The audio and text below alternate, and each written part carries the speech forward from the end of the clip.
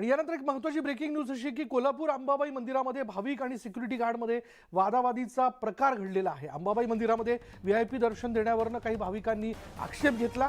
रांगेत उभ्या असलेल्या भाविकांनी तिथल्या सुरक्षा रक्षकाला धक्काबुक्की केली। अंबाबाई मंदिरामध्ये काही काळ तणावाचं वातावरण निर्माण झालं होतं।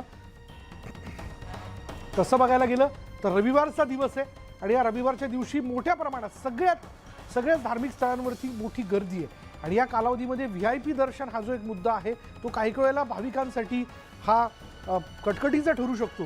आणि तसंच काहीसं इथे घडलेलं आहे की तासनतास रांगेमध्ये आम्ही उभे आहोत, पण आमच्या अगोदर काही भाविक हे व्हीआयपी रांगेतनं जर पुढे नेल्या जात असतील तर मात्र हे चुकीचं आहे, असा काहीसा आक्षेप या ठिकाणी घेतला गेला असावा आणि सुरक्षा रक्षकांबरोबर वादावादीचा प्रकार घडला आहे। अधिक माहिती आपण जाणून घेऊयात। आमचे कोल्हापूरचे प्रतिनिधी ज्ञानेश्वर साळुखे आपल्याबरोबर आहे। ज्ञानेश्वर, हा जो वाद झाला त्याचं नेमकं कारण काय?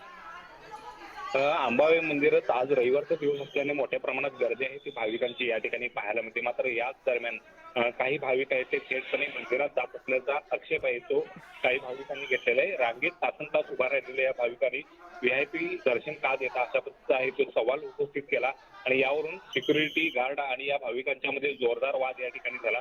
मात्र देवस्थान प्रशासनाने या संदर्भात व्हीआयपी दर्शन कोणत्याही पद्धतीचं मंदिरात दिलं जात नाही अशा पद्धतीचा खुलासा आहे तो केलेला आहे। मात्र एकूणच काही भाविकांना थेटपणे आतमध्ये सोडलं जाते असा आक्षेप आहे तो भाविकांचा आणि त्यावरूनच हा वाद आहे तो निर्माण झाला होता आणि त्यामुळे काही काळ या ठिकाणी तणावाचं आहे ते वातावरण निर्माण झालं होतं। धन्यवाद ज्ञानेश्वर या सगळ्या माहितीबद्दल।